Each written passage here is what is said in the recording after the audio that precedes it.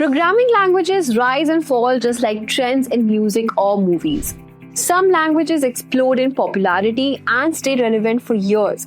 Others fade slowly as better tools show up. Today we are talking about 10 programming languages that once had huge influence but now steadily declining. This does not mean that they were bad. In fact, many of them shape the world of programming as we know it. But technology moves quickly, and the languages on the list simply could not keep up. Now, before we dive in, make sure to like, share, and subscribe if you enjoy tech breakdowns like this. Now, let us get into it. Starting with ActionScript. If you were online in the early 2000s, ActionScript was everywhere. Adobe Flash powered around 90% of browsers at its peak. Flash games, interactive cartoons, animated menus, and even advertisement all used ActionScript. For a while, it felt like Flash would dominate the internet forever. But once HTML5 matured and major browsers began phasing Flash out, the entire ecosystem collapsed. Apple refused to support Flash on the iPhone, security vulnerabilities kept stacking up, performance issues made Flash feel outdated. By the time Adobe officially discontinued Flash in 2020, ActionScript lost its purpose. Without a platform to run on, the language faded almost overnight. Today, you will only find ActionScript in preserved web games or hobbyist communities. Next is Perl. In the 1990s and early 2000s, Perl was everywhere. It powered early CGI web scripts. It was the go-to language for system administrators. Some surveys even listed Perl as one of the top 3 scripting languages globally. But usage has dropped dramatically.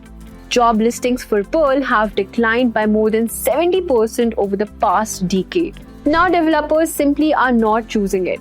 Python took over scripting tasks because it was easier to learn, easier to read, and supported by one of the largest libraries in the programming world. Perl also suffered from the long, confusing development of Perl 6, which eventually emerged as a completely separate language called Raku. The split slowed momentum and created uncertainty.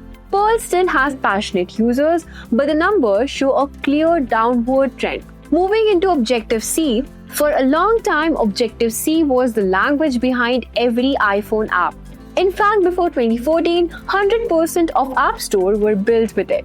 But Objective-C always had a reputation for being awkward and hard to read. When Apple introduced Swift, the shift was instant. Swift offered safer code, faster performance, and a cleaner style. Within 2 years of Swift release, surveys showed Swift adoption skyrocketing with Objective-C usage dropped by more than 50%. Today, almost all new iOS projects are written in Swift, and very few developers bother learning Objective-C, unless they are maintaining an old code base. It still exists because many legacy apps use it, but its future is shrinking year by year. CoffeeScript has very different story. It was born out of frustration with early JavaScript. Its syntax was cleaner. It offered features JavaScript did not have, such as arrow functions and destructuring. At one point, CoffeeScript projects were trending across GitHub and major frameworks integrated it. But then ECMAScript 6 arrived. JavaScript got almost every feature CoffeeScript was known for. Once native JavaScript improved, developers no longer needed a language layered on top. CoffeeScript usage declined quickly. Job demand fell to almost zero. Modern tools no longer emphasize it. Today, it survives only in older projects that have not been updated. VB.NET comes next. VB.NET was once popular because it carried the simplicity of Visual Basic into the .NET world. It was used heavily in enterprise environments. In the early 2000s, Visual Basic was one of the top 3 programming languages worldwide. But the rise of C# changed everything. Since the 2010s, C# has dominated the .NET ecosystem. It receives new features faster, that has better community support, and appears in far more job listings. Surveys show VB.NET usage declining steadily each year, and Microsoft now places it in maintenance mode rather than active innovation. Companies still use VB.NET for older applications, but nearly all new .NET development is done in C#. ColdFusion once provided rapid development for web applications. In the late 1990s and early 2000s, it powered thousands of business sites. But Cold Fusion licensing costs are high, and more modern free alternatives like Python Django, PHP Laravel, and Node.js have overtaken it. Developer surveys show Cold Fusion usage at less than 0.5% among web developers today. Younger programmers rarely learn it, and job demand is very small. Companies that still run Cold Fusion apps do so because migrating is expensive, not because the language is thriving. Fortran has been around since the 1950s and is still incredibly fast for numerical computing. It powers scientific tools and simulations that have been in place for decades. Believe it or not, Fortran still appears in high-performance computing ranking, with some supercomputers using Fortran-based code. But new adoption is extremely low.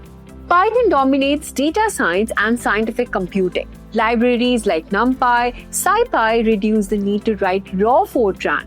Julia also offers modern syntax with near Fortran speed. Surveys show fewer than 1% of new scientists learning Fortran today. Most Fortran programs exist in legacy research systems that are too large to rewrite. COBOL is legendary. It handles trillions of dollars in daily transactions for banks, government systems, and insurance companies. Around 40 billion lines of COBOL code are still in use today, but the decline is undeniable. The average COBOL programmer is around 55 to 60 years old. Training programs are rare, modern development shifts toward cloud computing, and COBOL does not integrate easily with modern web-based systems. Each year, the number of active COBOL developers decreases, and job data shows a slow but steady downward trend. COBOL is not disappearing soon because it is deeply embedded in financial infrastructure. But it is clearly a dying language in terms of new development. Ruby had a huge boom during the rise of Ruby on Rails. Rails made development fast and enjoyable. At its peak, Ruby was one of the top 10 languages globally, and Rails powered major startups. Over the past few years, however, usage has declined. GitHub and Stack Overflow surveys show that Ruby dropping steadily from its top positions. Rails can struggle with performance at scale compared to Node.js or Go. Meanwhile, Python kept growing through AI and machine learning, and JavaScript expanded through full-stack frameworks. Ruby still has a loyal community, but its popularity has shrunk compared to its golden era. Haskell takes the top spot because it represents a language that is respected but not adopted widely. Haskell is elegant, mathematically pure, and influential. Many modern languages took inspiration from it, yet industry adoption is tiny. Most surveys place Haskell below 1% in language usage. Job opportunities are limited, and many companies find the learning curve too steep for practical training. Growth metrics show that the Haskell community has shrinked slowly, while other languages such as Rust, Scala, and even TypeScript provide functional features in more accessible way.